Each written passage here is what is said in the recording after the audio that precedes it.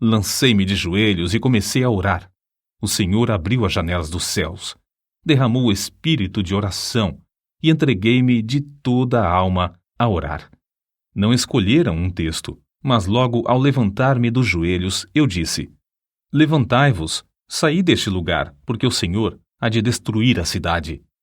Acrescentei que havia 2 homens, um se chamava Abraão e outro Ló. Contei-lhes como Ló se mudara para Sodoma. O lugar era excessivamente corrupto. Deus resolveu destruir a cidade e Abraão orou por Sodoma. Mas os anjos acharam somente um justo lá. Era Ló. Os anjos disseram: Tens alguém mais aqui? Teu genro e teus filhos e tuas filhas e todos quantos tens nessa cidade, tira-os fora deste lugar, porque nós vamos destruir este lugar, porque o seu clamor tem engrossado diante da face do Senhor, e o Senhor nos enviou a destruí-lo. Ao relatar estas coisas, os ouvintes se mostraram irados a ponto de me açoitarem. Nessa altura, deixei de pregar e lhes expliquei que compreendera que nunca se realizara culto ali e que eu tinha o direito de, assim, considerá-los corruptos. Salientei isso com mais e mais ênfase e com o coração cheio de amor, até não poder mais conter-me. Depois de eu assim falar, cerca de 15 minutos, parecia ter vindo sobre os ouvintes uma tremenda solenidade, os quais começaram a cair ao chão, clamando e pedindo misericórdia. Se eu tivesse tido uma espada em cada mão, não os poderia derrubar tão depressa como caíram. De fato, 2 minutos depois de os ouvintes sentirem o choque do espírito vir sobre eles, quase todos estavam ou caídos de joelhos ou prostrados ao chão. Todos os que podiam falar de qualquer maneira oravam por si mesmos. Tive de deixar de pregar porque os ouvintes não prestavam mais atenção. Vi o ancião que me convidara para pregar sentado no meio do salão, olhando em redor, estupefato. Gritei bem alto para ele ouvir, apesar da balbúrdia, pedindo-lhe que orasse. Caiu de joelhos e começou a orar em voz retumbante, mas o povo não prestou atenção. Gritei: Vós não estáis ainda no inferno. Quero dirigir-vos a Cristo. O coração transbordava de gozo ao presenciar tal cena. Quando pude dominar os meus sentimentos, virei-me para um rapaz que estava perto de mim. Consegui atrair a sua atenção e preguei a Cristo, em voz bem alta, ao seu ouvido. Logo, ao olhar para a cruz de Cristo, ele acalmou-se por um pouco e então rompeu em oração pelos outros. Depois, fiz o mesmo com um outro, depois com mais outro e continuei assim, tratando com eles até a hora do culto da noite, na aldeia. Deixei o ancião que me convidara a pregar para continuar a obra com os que oravam. Ao voltar, havia tantos clamando a Deus que não pudemos encerrar a reunião, que continuou o resto da noite. Ao amanhecer o dia, alguns ainda permaneciam com a alma ferida. Não se podiam levantar e, para dar lugar às aulas, foi necessário levá-los a uma residência não muito distante. De tarde mandaram chamar-me porque ainda não findara o culto. Só nesta ocasião cheguei a saber a razão de o auditório agastar-se da mensagem. Aquele lugar cognominava-se Sodoma, e havia somente um homem piedoso lá, a quem o povo tratava de Ló. Era o ancião que me convidara a pregar. Depois de já velho, Finney escreveu acerca do que o Senhor fez em Sodoma. Embora esse avivamento caísse tão repentinamente sobre eles, era tão empolgante ver que as conversões eram profundas e a obra permanente e genuína. Nunca ouvi falar em qualquer repercussão desfavorável. Não foi só na América do Norte que Finney viu o Espírito Santo cair e abater os ouvintes em terra. Na Inglaterra, durante os 9 meses de evangelização que Finney promoveu lá, multidões também se prostraram enquanto ele pregava. Em certa ocasião, mais de 2.000 de uma vez. Alguns pregadores confiam na instrução e ignoram a obra do Espírito Santo. Outros, com razão, rejeitam tal ministério infrutífero e sem graça.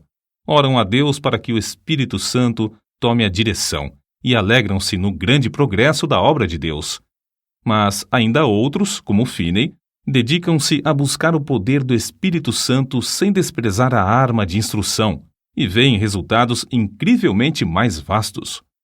Durante os anos de 1851 a 1866, Finney foi diretor do Oberlin College e ensinou a um total de 20.000 estudantes.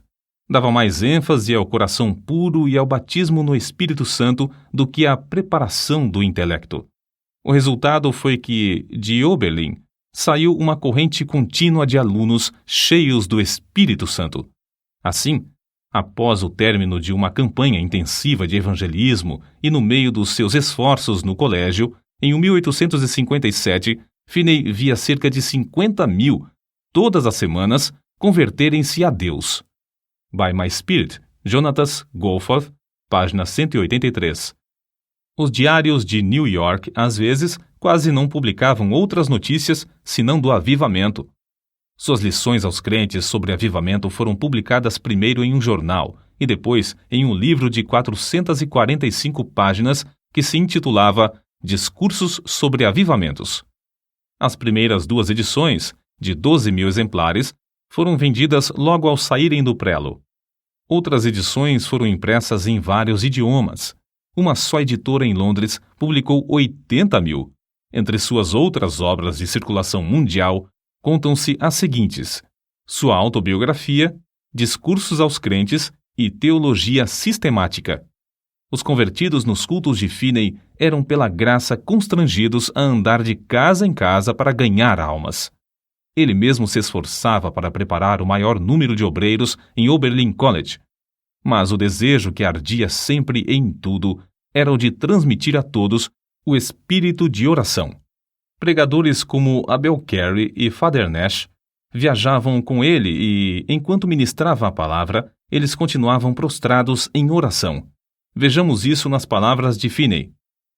Se eu não tivesse o espírito de oração, não alcançaria coisa alguma. Se por um dia ou por uma hora eu perdesse o espírito de graça e de súplica, não poderia pregar com poder e fruto, e nem ganhar almas pessoalmente.